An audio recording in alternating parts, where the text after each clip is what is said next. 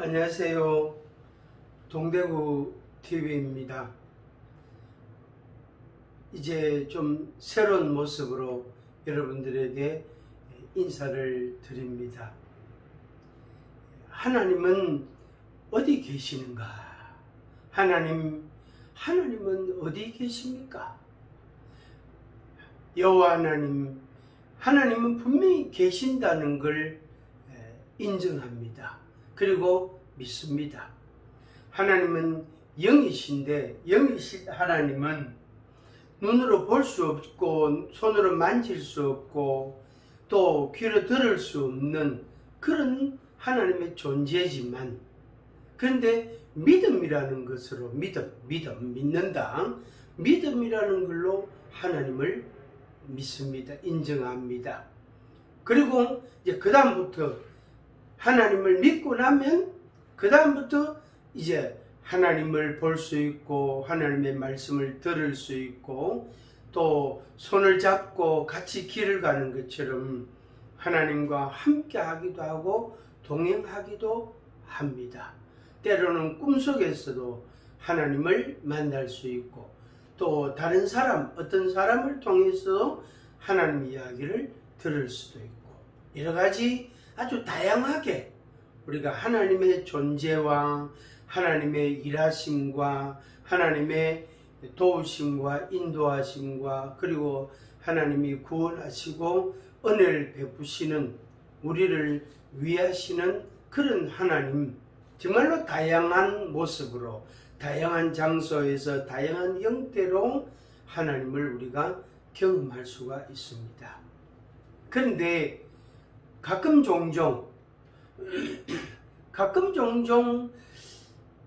이제 그런 의문이 있단 말이에요. 정말로 하나님이 계신다면 왜 하나님께서 침묵하실까? 분명히 하나님이 계신다는 걸 인정하고 믿는데 왜 하나님께서는 내 기도를 듣지 아니하시고 내 고통을 외면하시고 내 괴로움을 하나님께서 헤아려 주지 아니하시고 외면하실까? 관심을 가지지 아니하실까? 내게 왜 하나님께서 찾아오시지 아니하실까? 이럴 때가 있단 말이에요.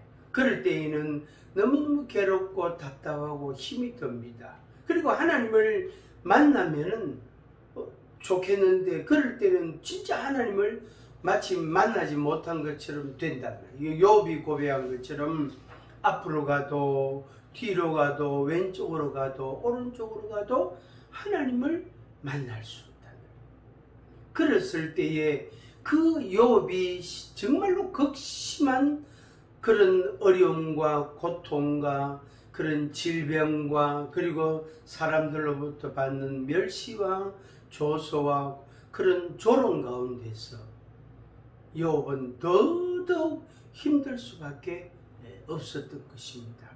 어쩌면 오늘 우리들도 유사한 그런 경험을 할 수 있습니다.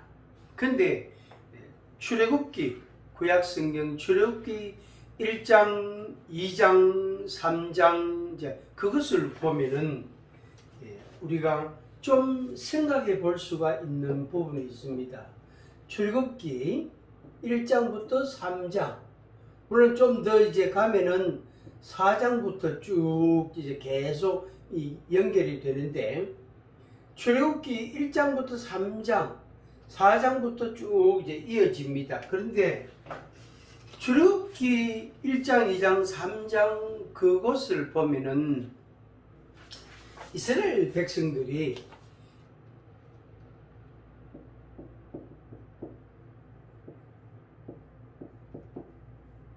이스라엘 백성들이 애굽에서 430년이라는 세월을 보냈단 말이에요. 시간을 보냈단 말이에요.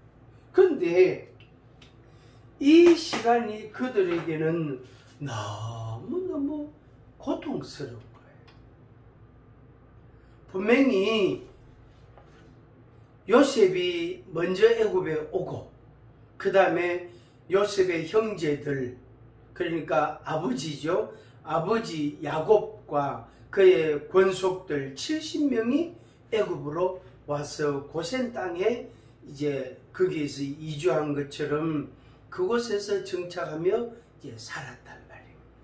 그런데 그 야곱 자손 70명이 세월이 400여 년이 흐르다 보니까 430년, 400여 년이 흐르다 보니까 엄청나게 많아졌단 말이에요. 그래서 70명이 거의 250만 명, 70명이 200만이 넘는 아주 대국가, 대민족을 이루게 된 겁니다. 그런데 그들이 그 애굽 땅에서 너무너무 고통을 당했어. 괴로움을 너무너무 많이 당했습니다. 너무너무 학대를 당하고 너무 고된 일들을 했고, 그렇다고 일하고 난 뒤에 일삭설 주느냐 하면 그것도 옳겠죠. 먹을 양식도 풍족하지 않았고, 입을 옷도 풍족하지, 마실 물도 풍족하지 않아. 그들은 너무너무 괴로웠단 말이에요. 그래서 그들이 분명히 이제 아브람, 이삭, 그 다음에 야곱 이렇게 이어지는데 그 다음에 이제 요셉 이렇게 이제 이어진단 말이에요. 그래서 이때 하나님께서 약속하셨던 그 약속이, 그러니까 아브라함에게 약속하시고 이삭에게 약속하시고 야곱에게 약속하신 것을 요셉이라는 인물을 통해서, 야곱의 11째 아들 요셉을 통해서 그것을 성취해 가신 겁니다. 그런데 이 요셉이 죽고 난 뒤에 요셉을 알지 못하는 애굽 왕이 즉위를 하고 나라를 통치한다. 그런데 이 이스라엘 백성, 이스라엘 자손, 그러니까 야곱의 자손들이죠. 그들이 너무 많으니까, 이만큼들이 너무 많으니까 애굽 사람들이 두려워하는 거예요. 만약에 전쟁이 일어나면은 적군과 이렇게 합류해서 전쟁을 치르면은 애굽 사람들이 패할 수밖에 없는 거죠. 그래서 그때부터 그들을 이 애굽 사람들이 이스라엘 자손들을 학대하기 시작했습니다. 아주 고된 일을 시키고 너무너무 괴롭게 하고 힘들게 하고, 그것을 이스라엘 자손들이 고통을 다 당했단 말이에요. 거기에다가 먹는 것도 마시는 것도 입는 것도 풍족하지 않고 채워지지 않았단 말이에요. 분명한 것은 아브라함에게 약속하시고 이삭에게 약속하시고 야곱에게 약속하신 약속이 있다. 그런데 이 약속이 언제 이루어질지 모르는 거예요. 분명히 이 약속, 너와 너 자손을 번성하게 하리라는 하나님의 그 약속은 분명히 있는데 그것이 언제 이루어질지 알 수가 없다. 특히 이 가나안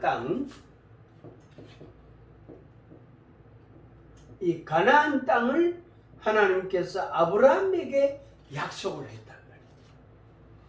아브라함에게. 그래서 이 약속이, 가나안 땅을 하나님이 약속하신 이 약속의 땅이 언제 도달하고 언제 그걸 기업으로 이제 받게 되고 그 땅에서 하나님을 경외하고 경배하고 영광을 돌리며 살 수 있겠는가? 정말로 요원한 것입니다. 그래서 그 시대적 상황은 간략하게 그렇게 이제 말씀을 드릴 수가 있겠습니다. 출애굽기 22장 23절을 제가 한번 읽어드리겠습니다. 출애굽기 2장 23절.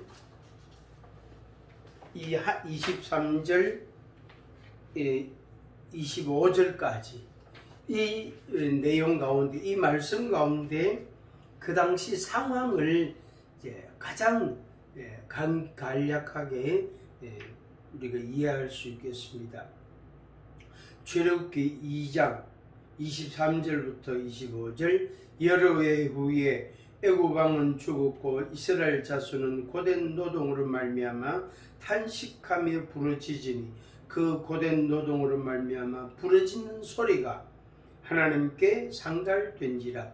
하나님이 그들의 고통 소리를 들으시고 하나님이 아브라함과 이삭과 야곱에게 세운 그의 언약을 기억하사 하나님이 이스라엘 자손을 돌보셨고 하나님이 그들을 기억하셨더라. 아멘.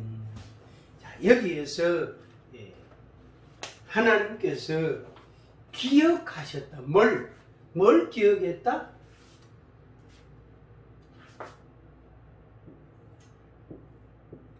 아브라함과 이삭과 야곱에게 약속하셨던 언약을 하나님께서 기억하셨다 그랬습니다. 기억.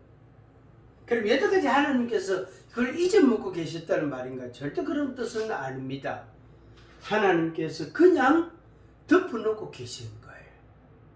마치 서류를 책상 서랍에 넣어놓고 있는 것처럼 하나님께서 아브라함과 이삭과 야곱에게 하셨던 그 약속, 그 언약을 하나님께서 그냥 덮어놓고 계셨던 거예요. 그런데 그것을 하나님이 다시 보신 거예요. 그래서 이제 아브라함에게, 이삭에게, 야곱에게 약속하셨던 그 언약을 하나님께서 다시 기억하시고 그것을 성취하실 때를 하나님께서 준비하신 것입니다. 그러니까 약속이 아니고 약속이 성취라는 그 때죠. 때, 시간.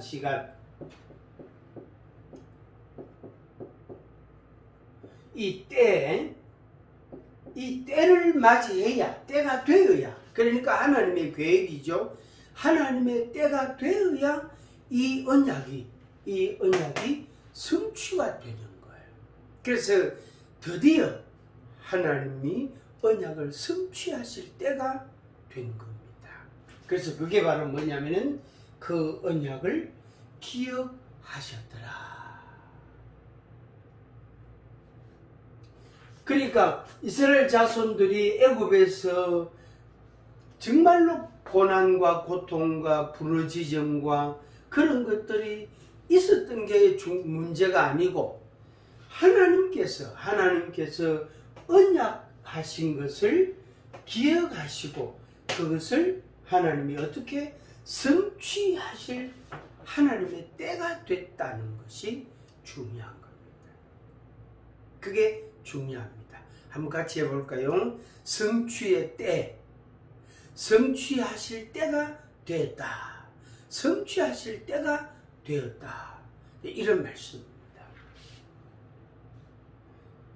그리고 이제 이것을 이루실 때, 그러니까 성취, 하나님이 언약을 성취하실 때에, 이때에는 누가 필요하냐면은 사람이 필요한 겁니다. 누가 필요하다고요? 사람. 일꾼이 필요한 겁니다.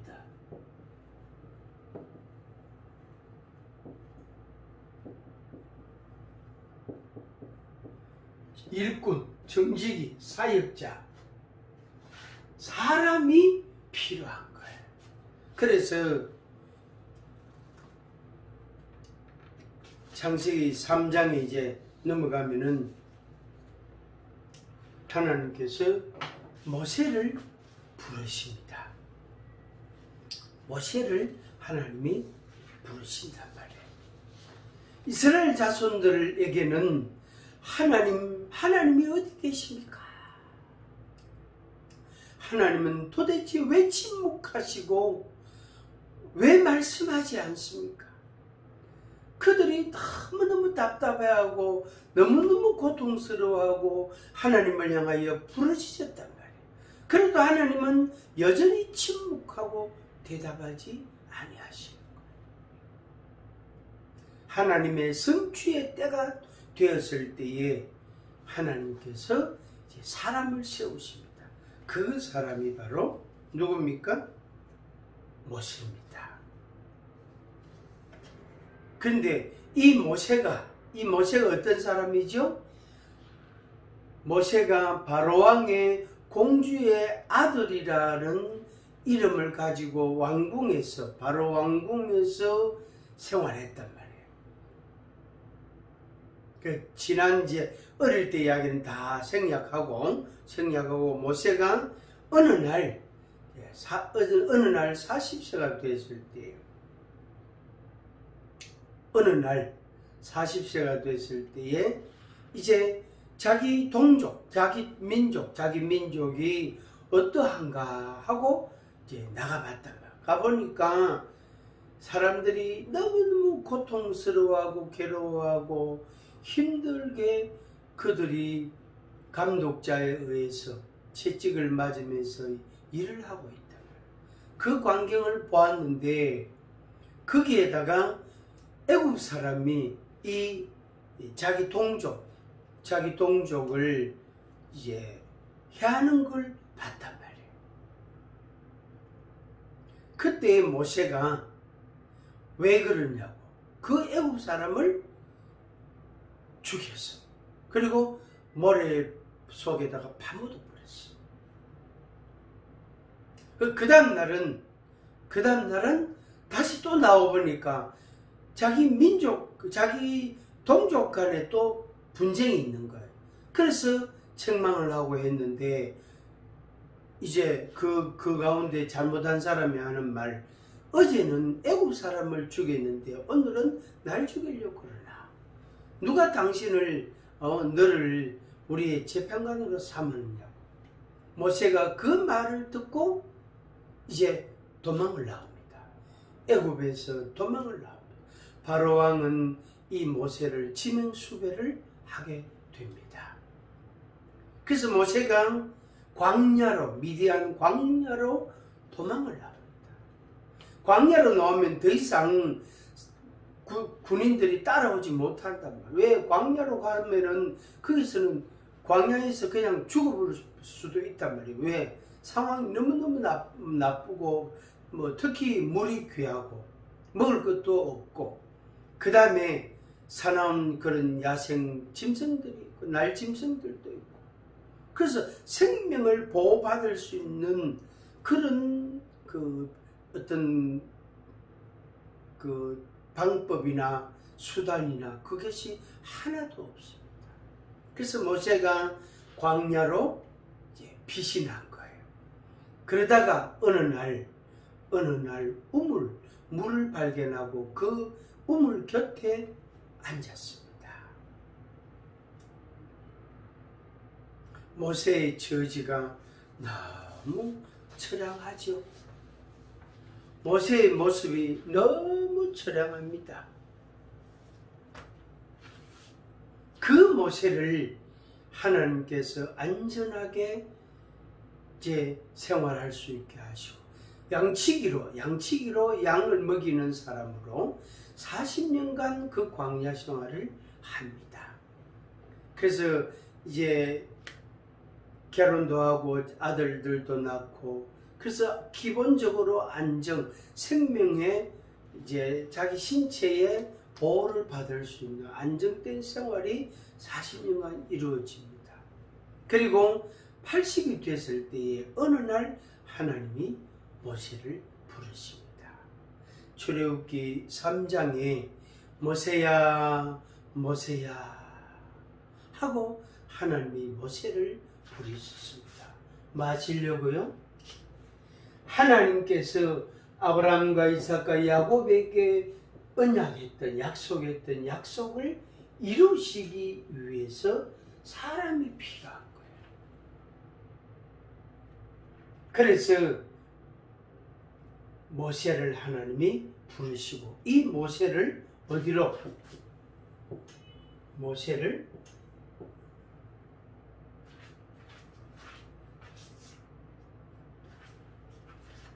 모세를 애굽으로 다시 보냅니다. 모세를 애굽으로 다시 보냅니다. 그렇게 해서 이스라엘 자손들을 430년간 애굽에서 생활하게 하다가 그들을 어디로? 가나안 땅으로 하나님이 이끌어 내십니다.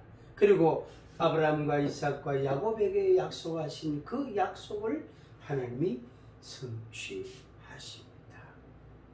거기에는 반드시 사역자가 필요하고 하나님의 부름에 응하고 순종하는 일꾼이 필요하고 사람이 필요하고 그래야만이 하나님의 뜻이 이루어지는 것. 그러니까 하나님의 약속이 하나님의 뜻이 이루어지는 과정에서 마지막 단계에서 성취라는 것을 위해서 무엇이 필요하다? 사람이 필요하다.